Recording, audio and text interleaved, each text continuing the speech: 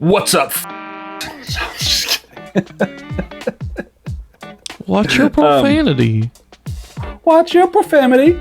Okay, well, welcome back to my channel for another high intensity, high octane interview. This time, though, with my editor, who is I don't belong to you. You're right, you don't belong to me. One of my best friends and the man who edits all of these videos, who is tangentially involved in the trucking industry. So if you would be so kind as to introduce yourself. Hi, my name's Jimmy. So, Jimmy. I don't know what else to say to that. I mean, there's not really a whole lot else to say. Okay, Jimmy. So, let's see. How long have you been editing for me? For you? Yeah. About a year. About a year. Yeah, yeah. Okay, so I guess I'll guess it'll be a lot of opinion pieces for your how you view the trucking industry as somebody whose experience with the trucking industry is through the lens of my recordings. Oh, y'all suck. Yeah. With a sample size of one, you must have a pretty, you have a very, I guess, a biased I've watched all these interviews that everybody else should totally watch. I have a sample size of 4. Oh, that's true. You do have a 1. sample size of 4. 3 and 3.5. One's been disarmed.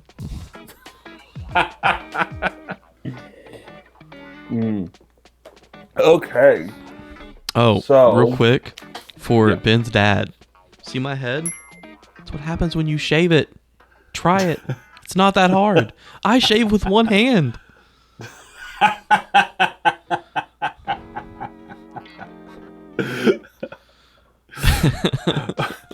How long would you say you've been an editor in general? Like since I've started using an editing program, or since I've known what I'm doing? Let's since you started using the editing program. 7-8 years. Okay, and then since you've known what you were doing? A couple weeks. No, realistically, probably like 3 or 4 years. Okay.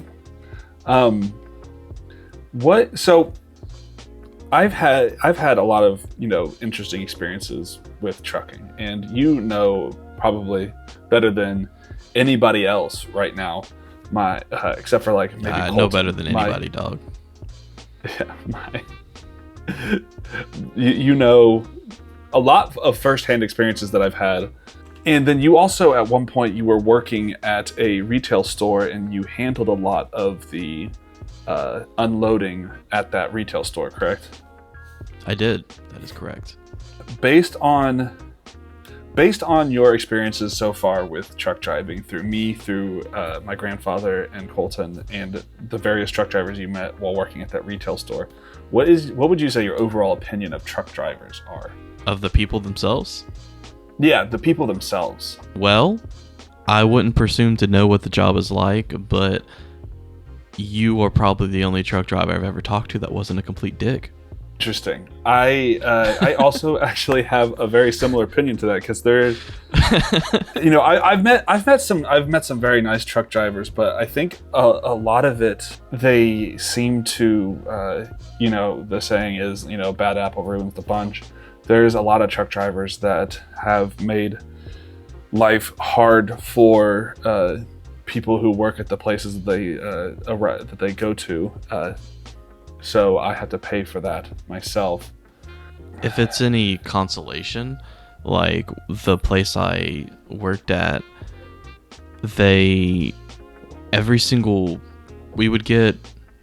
I've got a lot of deliveries from that place.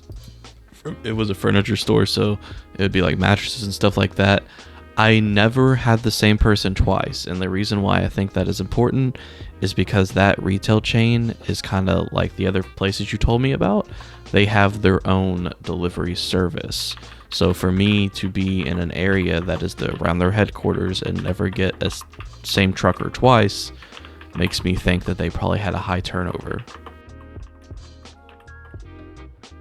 Yeah, I do know that, like, I've talked to, like, at least with, like, with various jobs, like, the turnover rate for, especially, like, bigger companies, is very high. Truck drivers tend to not stick around. They realize how hard the job is, and they're just like, listen, man.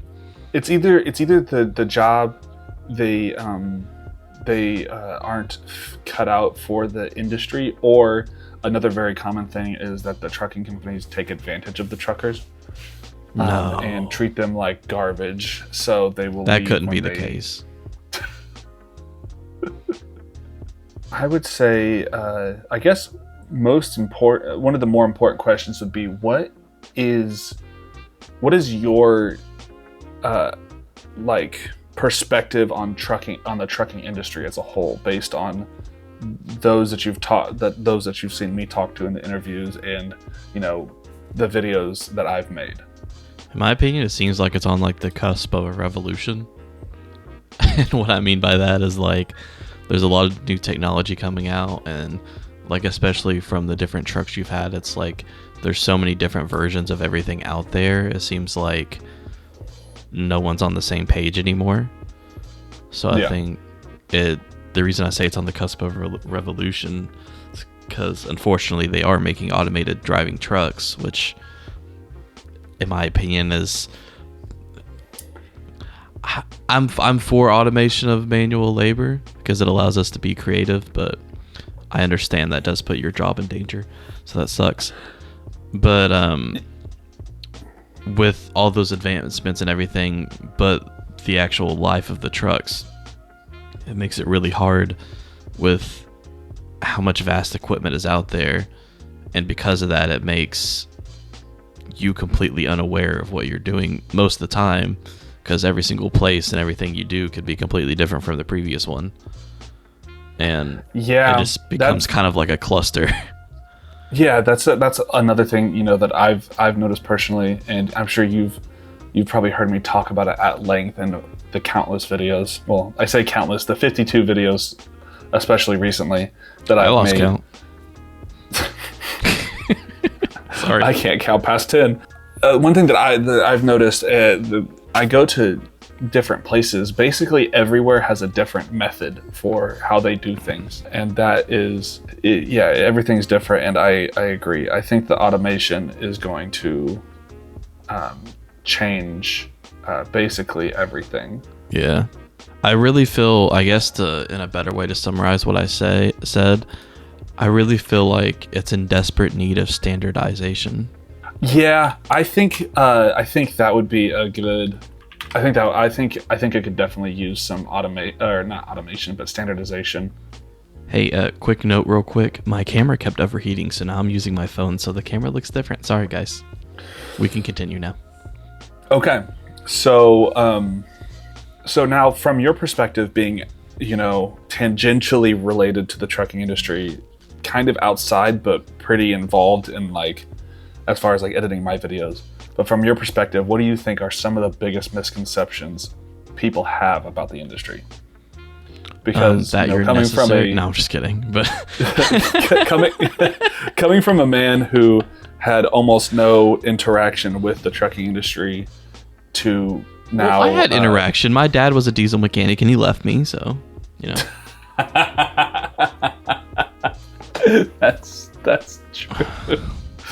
But yeah, what do you think are some of the biggest misconceptions coming from somebody who used to only kind of vaguely know what it was about to somebody who's pretty deeply connected with it?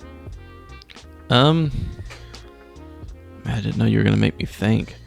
Well, I guess in a way, like, people really underestimate how lonely the job could be. Because as someone that's been your friend for years, like I could obviously tell the difference between when you were trucking, when you were doing a different job for your availability and like your well-being. Mm-hmm. So like people underestimate, not that you can't handle it, but people underestimate the toll it takes on the people. A lot of people assume that y'all just make bank, and it's just you guys may make more money than minimum wage, but it's its own trucking minimum wage. So yeah, and trucking as an industry is an industry where the amount of money you make very much depends on how many miles you drive, generally speaking, especially OTR trucking. And a lot of companies will take advantage of that by not moving you at all and wasting your time. And like, sure, a truck driver can make, the paychecks vary wildly from like something like, I think one of my paychecks from my old job was like $500 for a week of work. And then I've also gotten paychecks that were $2,000 for a week of work. But, when you get those paychecks, you're like, man, that's a nice paycheck. But you also have to remember that you just spent at least one full week away from your friends, family, and anybody you know. And a lot of the social interactions that I got from a day-to-day basis was either me talking on the phone, or there was also like cashiers at truck stops, or the shipping and like your countless encounter with lot lizards, Yeah, my countless encounters with lot lizards. So yeah, it's a very lonely job, very lonely.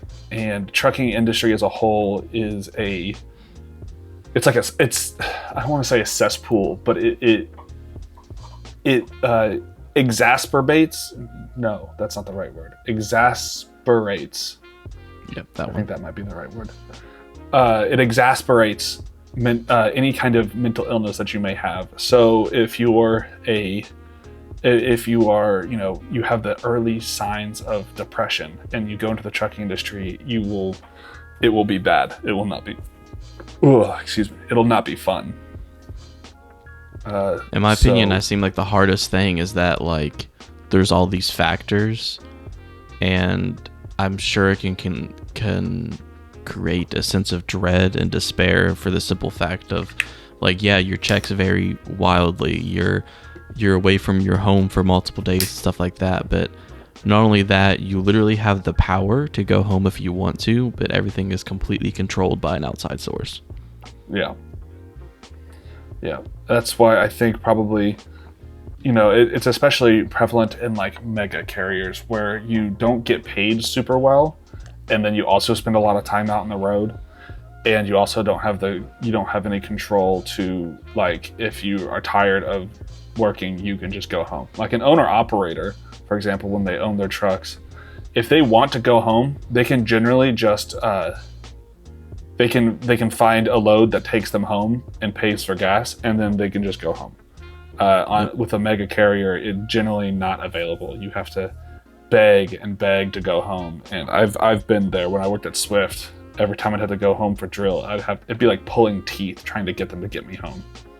And that's like pathetic in my opinion, just because like it's not like you're going home because you want a new video game release. Like you needed to go home for your duty. Like they're able to sit behind a desk because you go to drill and they can't even like direct you there. It's crazy. Yeah. I mean, there was an example, because this is especially prevalent in megas. It wasn't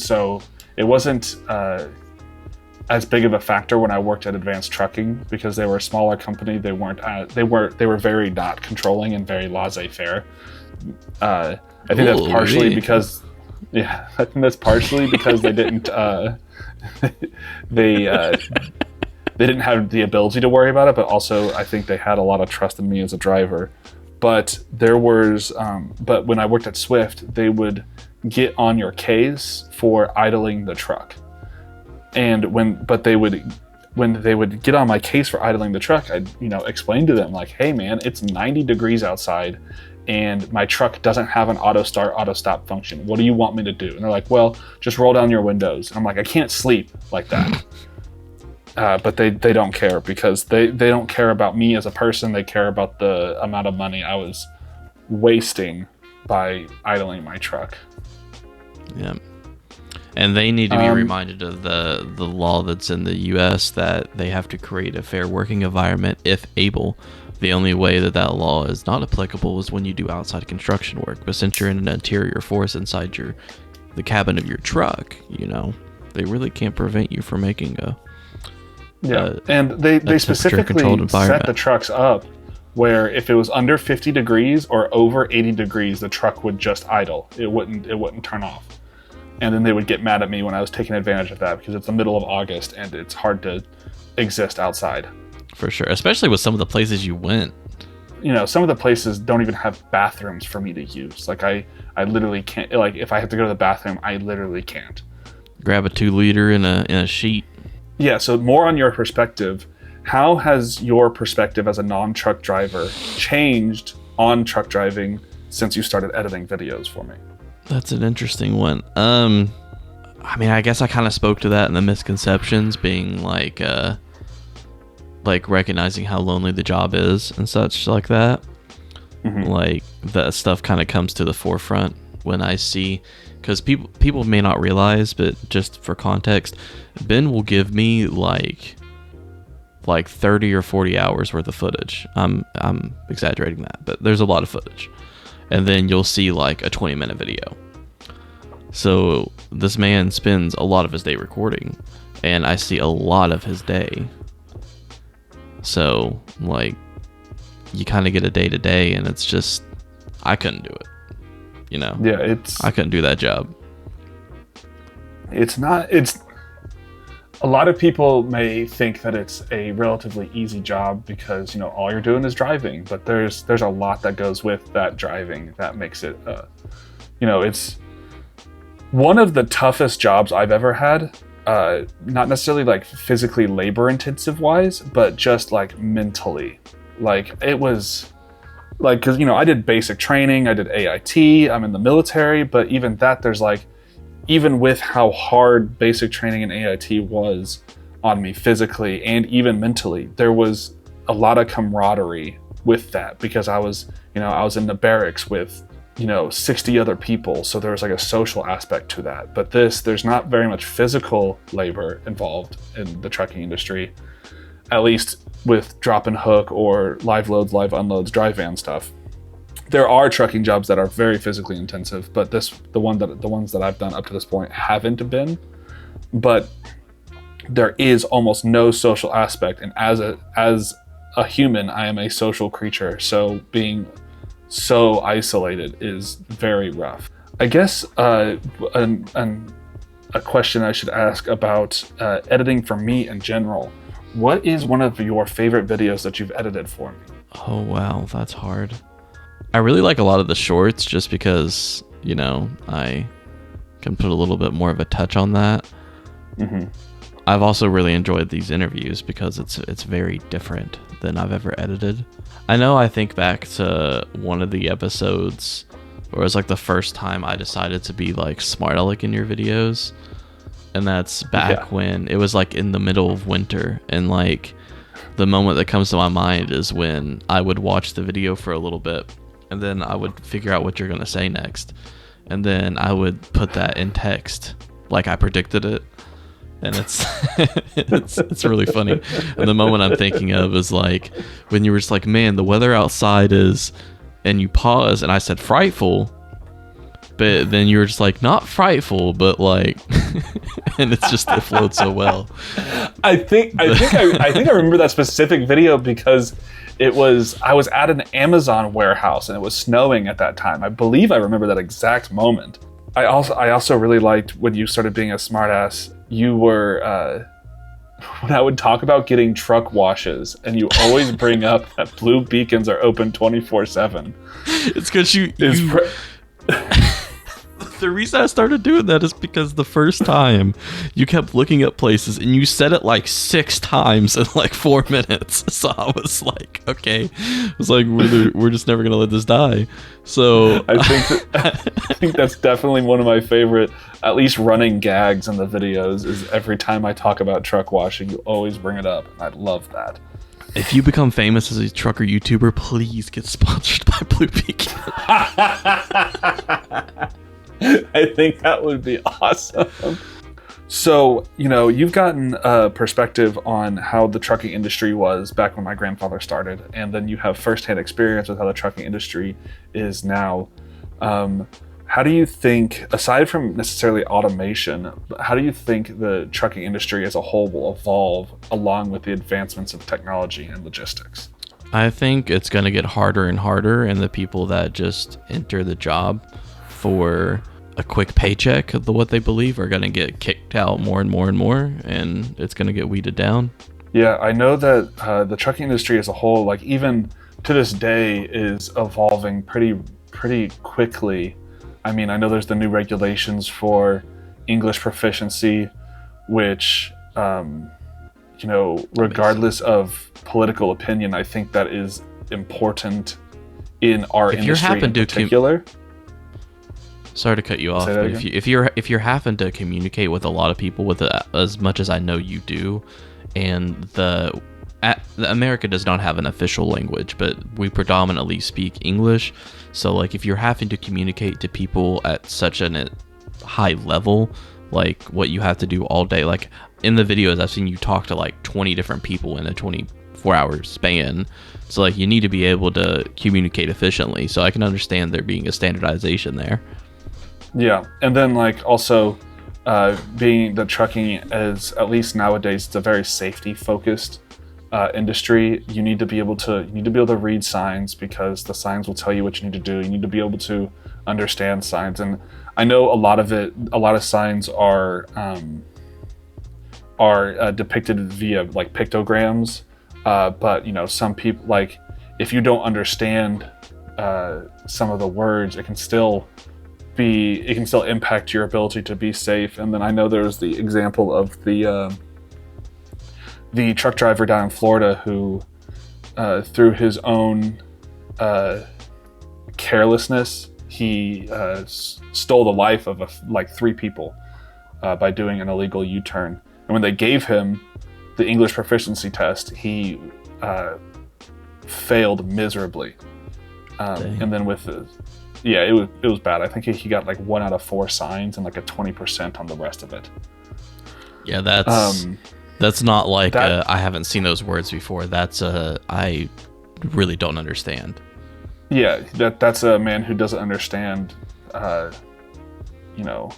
the rules of the road here in America. And, every country has different rules for their roads, and I fully respect that. But when you're in America, you need to be able to follow the rules of our roads, because everybody else expects you to, especially a truck driver. Because we are professional drivers, we're held to a higher standard. So people expect us to do the right thing. And when you're unsafe and you impact the lives of everybody around you. So I think there's that. And then, obviously with the advancements in technology, I know Texas is doing a lot of automated stuff. And I imagine that the automated truck drivers it'll probably be about 10 years before it's really prevalent, but I do know it'll start with like Amazon will start firing drivers and just buying automated trucks. Well, the good thing for you is that if you go back in history, humans always fight any kind of technological change. Like, so I think your job's safe for a while. Kind of a random tangent, but like when they invented cars, nobody wanted a car. They literally had to outlaw and they had to put so many taxes on horses so that they were impractical to own, and then people bought cars. So like with those advancements, like, yeah, they're scary, but like you said, it's going to be a while before people will even accept it. Yeah, it's and I think that's another big thing. Like people, I have a feeling that people won't really accept like autonomous trucks being the standard on the road, because people already are very wary of AI as a whole. You know, it's one thing to have an AI robot working in a warehouse where it's moving a box and it's not necessarily putting anybody's life at risk. But when an AI is driving a truck hauling 80,000 pounds of material on a highway going 70 miles an hour, if that AI makes a mistake, people will die. Yeah. So I think it's one of those things that, unfortunately, regulation is very slow to keep up with that kind of stuff. But it is definitely something that it needs a lot of time to mature before I think it will take off. And then it's The also thing I think AI will struggle with the most is like just, for lack of a better word, I guess common sense, in the sense of like, if you see someone, 600 feet in front of you and you see that they're slowing down, like, or something, like you notice something's abnormal, you're gonna react to that and like put yourself in a position to where you can either avoid the car, stop, or do what you need to do. But most sensors for AI can only go so far. So like their ability to react are going to be significantly delayed than what yours would be. So like they may be able to react to that car, but they may react to it significantly later than you would because they don't know what that in front of it means, or they can't see it yet. Yeah. So like stuff like that is what creates a danger in my mind. Now, technology is amazing, so I'm not saying that there's not a way that they would be able to fix that, but that's an issue I could see. And then another question about the job. From your perspective, as somebody who has not actually done the job but has seen the job done, what do you think is the hardest part of the job of a truck driver? What do you think is the most difficult part? From my perspective, as someone that has ADHD and takes medication, it is the random schedule. The times where you've been like, yeah, I woke up at 4 a.m. today, and they're like randomly like, oh yeah, I got 6 hours of sleep, and now I'm going for another 12, and like that is insane to me. I cannot do that. I have a young daughter, and whenever I put her down for a nap, I like struggle to nap because I cannot just make myself go to sleep. So dealing with a random schedule like that is, to me, the most taxing. I mean, it kind of affects every other aspect, because if you can't make yourself go to sleep or put yourself in a position where you can get rest, your entire job's going to be very difficult. Yeah, and fatigue is probably one of the leading causes of truck driver mistakes. And the random schedule is very rough. Or like, I know there's a lot of aspects of the job that require you to do just crazy random things. I know like reefer is one of the ones that I think has probably the worst schedule, because they're waking up at like 1 or 2 o'clock in the morning to make their deliveries because for whatever reason, and it's probably to save on fuel would be my guess, a lot of grocery warehouses that handle a lot of reefer traffic, they set their delivery times and their pickup times really, really early in the morning. Now, you've edited approximately 52 videos at least. I think you did a couple videos for me before I took my hiatus, but I know you've done every video since I came back. What are some of the challenges you have faced as a non-truck driver in editing truck driving videos? When I first started, I guess like the storyboard of it, and to put that in simple terms, just be like, what comes next, like what makes sense, what, like how much to include of each thing. Do I need to include the entire pre-trip every single time? Do I need to show you arriving at a facility every single time, or can that be inferred, like stuff like that, like learning what pieces of each segment I need to actually include and what needs to cut, like learning because me and you both like ramble a lot, hence this video, but learning what are the important things to keep in, what to keep in whenever you're, just being a goofy guy, and what is completely irrelevant. Okay. Now, in editing these videos, what is something that you try and convey in the videos that you hope that the audience would learn about the trucking industry from the videos?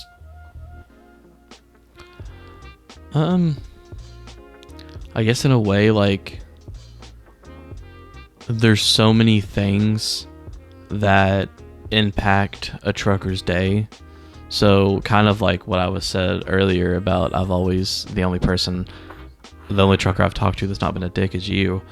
It's like, yeah, they may be mean to you, but they've probably been yelled at by 15 different people for 15 things that were not in their control. Mm-hmm. By the time they get to you. Yeah. And there's been plenty of times that I've seen Ben completely structure his day to be perfectly on time, and because one little person made one little smudge with one little pen in their nice little air-conditioned office, he has to wait 17 hours at a shipper. So it can be annoying. Yeah. That's probably one of the most egregious examples of somebody in an office making a mistake and I have to pay for it. Because that happens even though they're not always that long. Like, of the 52 videos I've edited for you, at least that's probably happened at least in 30 of those, to where you'll tell us the schedule at the beginning of the video and it will never be on. I mean, that's a good example. Like, the schedule you give at the beginning of the video is almost never accurate by the end of the video, and that's in no control of your own. It's just because you record it as you do it. Yeah. In your opinion, what do you think is the impact of trucking on the economy and daily life that viewers of the videos might not fully understand before watching the video? Remember when eggs were expensive? Yeah. Yeah. If they're delayed a day, if you order something on Amazon and half their truckers don't show up that day, you're not getting it for another week. Like, yeah. People don't understand how much, like, I'll see Ben haul enough food for like an entire community, and then there's hundreds of people doing that. So like, if 100 people don't show up, then like that's entire cities that can't eat. It's like, people don't understand. It's like, you like that banana? Guess what? It doesn't teleport to your shelf, you know? Like, bananas literally cannot be grown in the US, at least not correctly. So like when you like those things, understand that someone made a lot of sacrifices to get that to your table. And from your perspective, what do you think is the most important issues facing truck drivers today? I mean, for lack of a better term, I guess survival. Mm-hmm. Like, getting the best out of the job without letting it take the best of you. Yeah, it is it's an industry that's rife with people that are trying to take advantage of you. You know, I've been a lurker on the truck driver subreddit for like as long as I've been in the industry, and I know a lot of people on there. And this is a relatively small sample size for the amount of truckers that are in the world, but you know, at least the ones that are on Reddit, they seem to. One of the biggest things that I've noticed is like rate prices or freight rates. So like, you know, how much companies are willing to pay to move freight is dramatically dropping compared to the price of everything else that is involved with owning a truck. You know, gas prices are going up, but the amount of money that they're willing to pay to move freight is going down. And I think a lot of that has to do with companies Greed. Taking advantage of truck drivers and their time and undercutting other companies by, you know, because if you get, I've never seen it firsthand, but I've heard stories of like, there will be times when there will be, you know, 3 or 4 people in one truck, all driving. And so they, especially if they're a family of people, they can charge 30 cents a mile for the freight.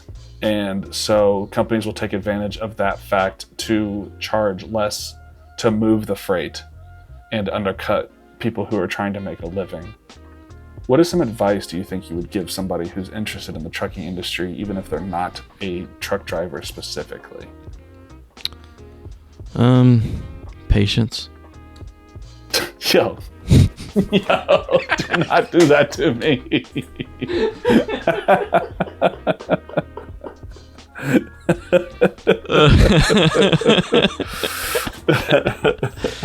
No, I guess kind of going off what Colton said, like, know your worth and understand the value of your family and your home life. If you have a family at home that's going to miss you, really take that into account before you go into the job, because they will miss you. You'll be putting food on the table, but it's not the only way to put the food on the table. So have a little bit more thought about the people around you before you take the job. And another question is, how do you see the truck driving industry evolving in the next 5 to 10 years? I mean, I know you have a pretty small sample size of like very small sample size as far as like firsthand experience with how the truck driving industry is right now, but you're a pretty tech savvy guy. So how do you feel that the industry will change as in the next 5 to 10 years specifically? I really feel like we're gonna see the rise of the attempts of automation, and I think it will really go in two directions. Either there will be a massive failure, like there'll be a massive crash and people will get scared and it will be delayed another 15 years, or they'll figure it out really quickly and we'll see a rapid decline in driver jobs, and the prices of goods will go up and up and up because they don't have to pay for anything. They can transport things faster, and they will always in America, regardless of your political opinion, they will always make you pay more for it. So they won't have to pay for workers, but they will have to pay. Like he said, I'm a little bit tech savvy. When you have all these working parts, yeah, they don't have to pay insurance, but it's going to be really hard to keep those trucks running, and you're going to pay for it. Yeah. So hopefully, in my opinion, I hope automation isn't the thing. I hope it's more of like assisted automation versus like there's tools to help make your job easier, like the, mainly controlling your vehicle, doing a couple things to keep you around, like, because you're always going to need human things.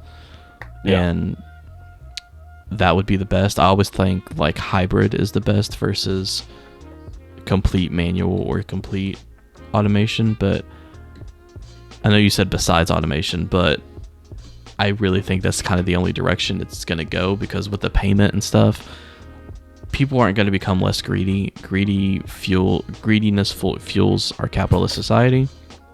Yeah. And the way they evolve is they're going to find ways to save money, and most of the time saving money involves cutting out the worker, sadly. Yeah. So I definitely agree that I think the best way to go is instead of full automation, because I know full automation will be better for companies because they buy one truck and they don't have to pay somebody to drive it.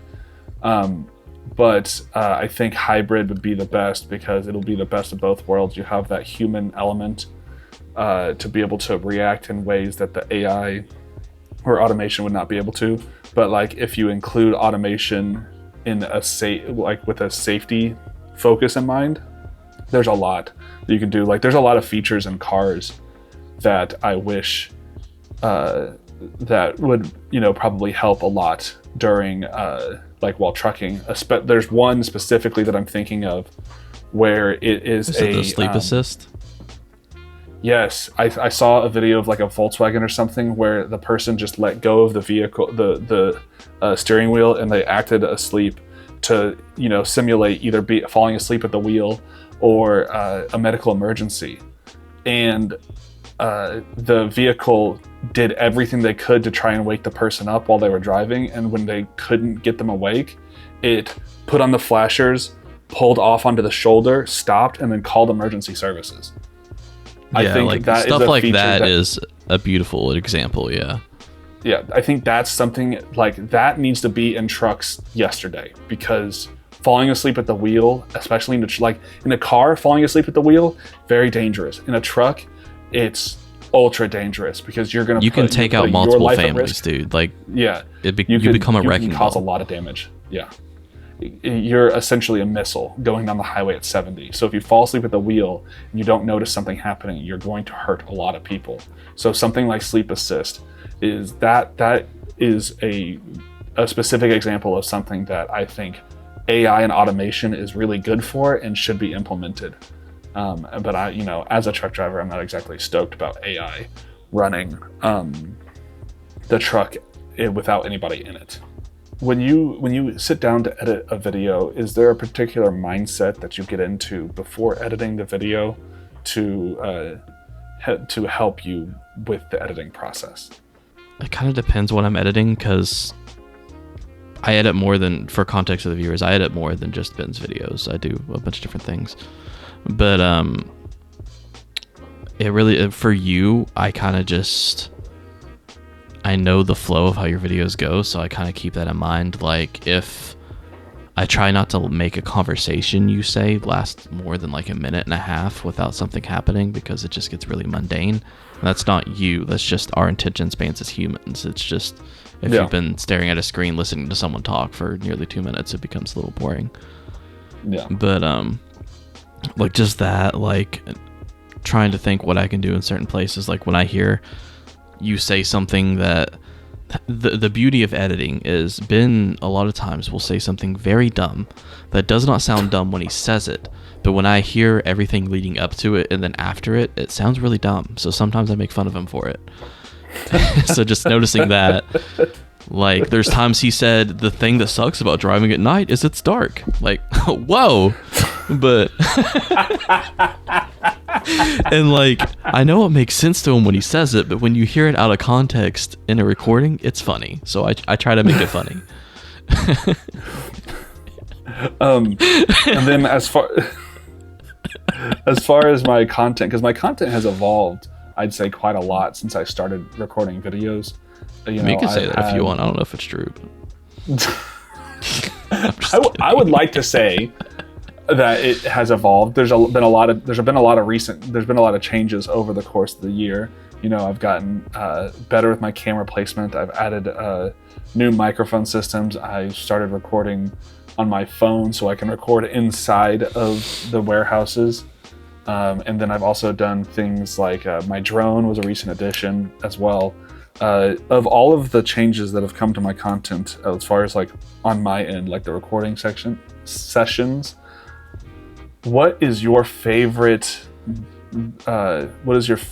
aspect of my videos? Like what is your favorite addition to the content as opposed to just recording with one camera and no microphone? Addition, probably the drone, for the versatility of it, because it allows me to create a lot of B-roll. And for people that don't understand what B-roll is, the main video you see is called an A-roll. B-roll is any kind of video that's different. So if you're watching the vlog and like when it would say like day 2 and it would have a random shot, that's B-roll. And a lot of the times Ben would create a lot of that for me, and that you never see. I have a folder of like 50 videos of just random aerial shots that you've never seen that I use randomly, and stuff like that is nice. Like I said, just for the versatility of it.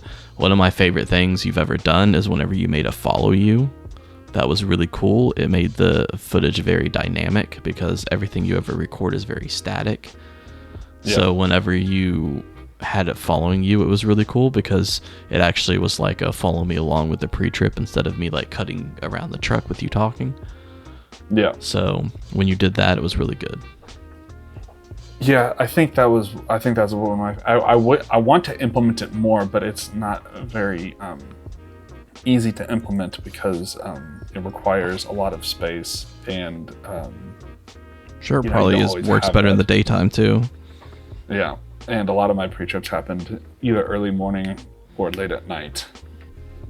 Because I know you do your best to represent the different aspects of trucking in my videos. What are some of the ways that you ensure that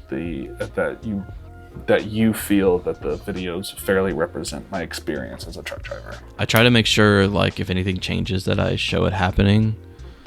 Or like whenever I do backing footage, anytime you change direction or anything like that, I try to like I'll speed up you actually backing because, you know, the backing footage may take like 8 or 9 minutes, you know, sometimes.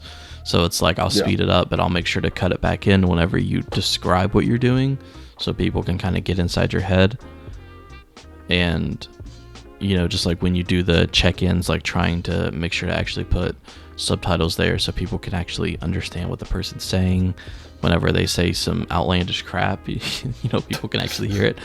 Or the one people that make fun of you for not being able to understand a poorly written sign that looked like a kid drew it on a Texas Roadhouse menu with crown. You know, like when you're in situations like that, being able to... I know exactly who you're talking about, too. Yeah, I do too. But just situations like that, trying to show like how you react to it and how you're still professional, because people will get in those situations, and being able to see you react in that situation could maybe help them. Yeah. Do you find yourself ever doing research on certain things that I'll say? Because I know, like, yeah, for example, I have a really funny example. Okay. A really funny example is you never told me what refrigerated meant. So whenever you said, I'm going to start holding reefer, I'm like, why is this man holding reefer? Like, that's illegal in a lot of the... Like, why is this man just hauling that? And then I learned it was refrigerated, but like I didn't know that was the slang is usually the hardest part for me. So yeah, like you would say reefer, and like I didn't know until that next video that you actually recorded it that it meant refrigerated. But like it was just funny to me because I'm like, I don't know why you're hauling reefer, but you do you, pal. Probably shouldn't record it. Yeah, but and I know another specific example because like I'll say a lot of slang that the layman might not understand. Like specifically when I said dog legging, and then you had that little infographic where it's dog walking, I think. Yeah, because I said dog legging and then you corrected it to dog walking, and you specified what that meant. So like I'll say a lot of things that to me, since I've been inundated in the industry, like a lot of that stuff will make sense to me, but the normal person won't. Like my dad had an exam. My dad specifically, he requested me when I move my tandems to explain why, because he's like, I know why you move tandems because I've been in the industry, but somebody might not. So that's why I started explaining moving the tandems and like weight distributions and stuff. That's one of the examples too of why I stopped putting those pop-ups, because you've got a lot better at like when you say that, catching yourself and explaining what it means. So I usually, if you don't say anything about it, I would still put it up, but it's been a very long time since like you said something and not explained it. Yeah. Have you ever had to handle sensitive or controversial topics within the trucking industry? And if you have, how do you handle it? Because I know I try not to be very controversial when I'm speaking about trucking, but you know, I'm bound to say some crazy shit. So, you know, what kind of stuff do you do to handle when I'm speaking really out of pocket? I just cut it out. Like you very rarely speak out of pocket, but I usually just find a way to make the conversation work without you saying it. Yeah. And I'm very like heavy-handed with it because like for context, he really doesn't say any completely outlandish stuff. But anything that I know Ben on a personal level, so anything I know he says that could be taken out of context in a bad way, I usually just remove. And I do appreciate that, because there have been a couple instances where I've rambled on about something and you've cut it out, and I always appreciate that because it can be either taken out of context or viewed as a very divisive topic. Most of the time he's just talking to me anyway, so because he knows I watched the video. So. Do you believe that this question is worded weirdly, but do you believe that the trucking industry receives an appropriate amount of attention or respect from the general public as a whole, like coming from somebody who isn't a truck driver? No. When the industrialization and like the mass production of availability of goods and consumerism was becoming popular, I think people really appreciated it because they could see where it was coming from. But now that, you know, it's been decades and people have like just from working in like retail, like we would get something on a truck, it would run out, and like, for example, Crystal Geyser water, right? Our store sold pallets of it. I would have people that would deliver Crystal Geyser water, and when there was a shortage, like I would have people calling and cussing me out, like asking for the people's numbers. I've had people like grab truckers, be like, oh, like they would stop the truckers outside our store asking where it, like they wouldn't leave them alone, like it's anything to do with them. It's like people were so consumer heavy that they just don't care. They don't think about how things get anywhere anymore. They just know they want it, it's not there, and now they're pissed. And they don't think about the middleman anymore. Yeah, I think there may be a level of respect when they get what they want, but when they don't, they just don't care. They don't think about it as a person anymore. They think about like, my stuff's not here and I'm mad. Yeah, and I think retail specifically. I know retail and restaurants are, they're very customer facing jobs. So you meet a wide variety of people, and some of the worst that you can meet will be in a retail or restaurant environment. But I know, like you said, like when the mass transportation of goods first started, people had a lot of respect for the industry because they weren't used to being able to have such a large choice of different goods. In the beginning, before the mass transportation of goods, there was a lot of you would only be able to get stuff that was either locally sourced or relatively close to locally sourced. And then with the mass transportation of goods, the variety of things that they were able to choose from grew rapidly, and so they began to respect the industry. But there's a lot of people nowadays that have grown up in the era of this mass transportation, so they're used to things always being available, and so when they're not, they tend to blame the wrong people.